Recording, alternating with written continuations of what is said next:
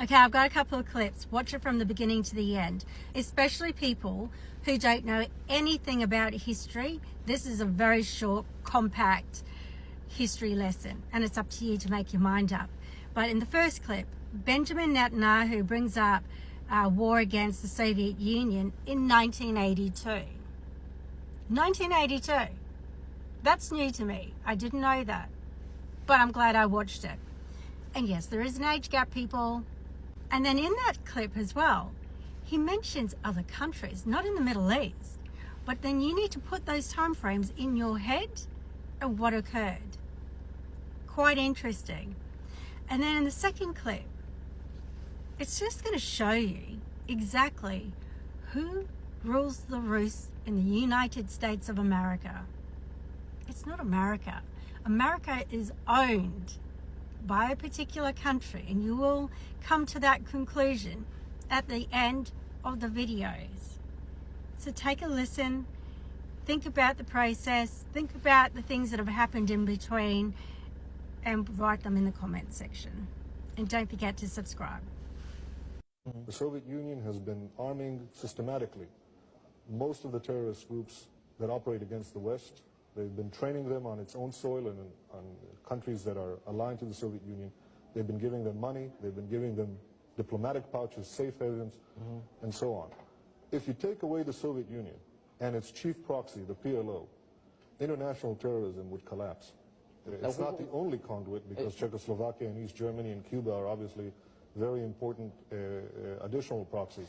Well, there have been, as early as 1969, 50 camps inside the Soviet bloc, 40 of them in the Soviet Union, that train terrorists to destabilize and to weaken and to terrorize every country in the West, every American interest, every American economic base outside the United States. It's to make America withdraw from various parts of the world and feel that it simply cannot deal with this type of malignant disease that is spreading. Did he really just say East Germany, Czechoslovakia, and Cuba? Did you pay attention to that? Benjamin Netanyahu is boasting that he can bring the US along with whatever he does. Especially today with America, I know what America is. America is something that can be easily pushed to the right direction.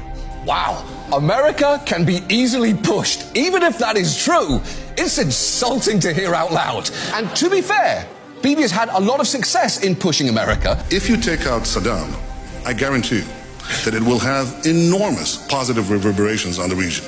My fellow citizens, at this hour, American and coalition forces are in the early stages of military operations to disarm Iraq, to undermine Saddam Hussein's ability to wage war. Obviously, we'd like to see a regime change, at least I would, in Iran, just as I would like to see in Iraq. A short time ago, the U.S. military carried out massive precision strikes on the 3 key nuclear facilities in the Iranian regime.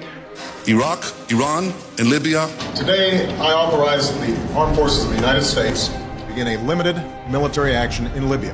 Is running around the Middle East, his region, and his own country, and telling people point blank, just stating it, I control the United States, I control Donald Trump. I'm an American. You can't treat, it's too humiliating. I can't handle that. And I shouldn't have to put up with that. If you take out Saddam's regime, I guarantee you that it will have enormous positive reverberations on the region. Obviously, we'd like to see a regime change, at least I would, in Iran, just as I would like to see in Iraq. The question now is a practical question. What is the best place to proceed? It's not a question of whether Iraq's regime should be taken out, but when should it be taken out? The more victories you amass, the easier the next victory becomes. The first victory in Afghanistan makes the second victory in Iraq that much easier. The second victory in Iraq will make the third victory that much easier too, but it may change the nature of achieving that victory. In the Middle East, Iran's axis of terror confronts America, Israel, and our Arab friends. This is not a clash of civilizations. It's a clash between barbarism and civilization. No, Bibi. It had nothing to do with barbarism. The Middle East was prospering without you and without the United States. Oh, and in case you missed it, on the 28th of February 2026, Israel has now issued a warning that anyone who needs to go back to the United States to leave today. That was 4 hours ago. Yes, we're all going to war. Wakey wakey, Israel got their way again.